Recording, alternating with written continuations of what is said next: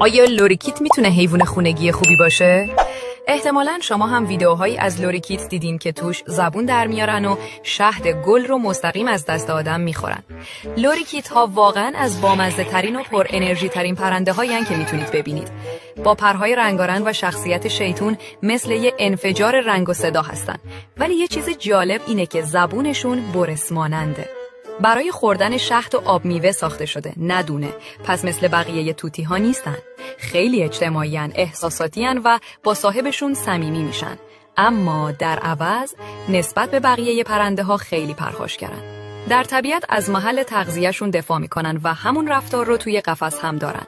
یعنی اگه با پرنده های کوچیک‌تر نگهداریش ممکنه اذیتشون کنه یا حتی حمله کنه. از طرفی سر و صداشون زیاده و توجه زیادی میخوان. اگه وقت و حوصله بازی و ارتباط هر روزه باهاشون رو نداری، هر دوتون اذیت میشین. اگه بخوایم بهش نمره بدیم، حدوداً 6 از 10 میگیره. چون رنگارنگ، بامزه و پرهیجانه، ولی مناسب کسایی نیستن که دنبال سکوت و آرامشن. حالا تو بگو با وجود همه اینا دوست داری یه لوریکیت داشته باشی؟ توی کامنت ها برام بنویس و برای مشاوره آنلاین ما رو دنبال کن.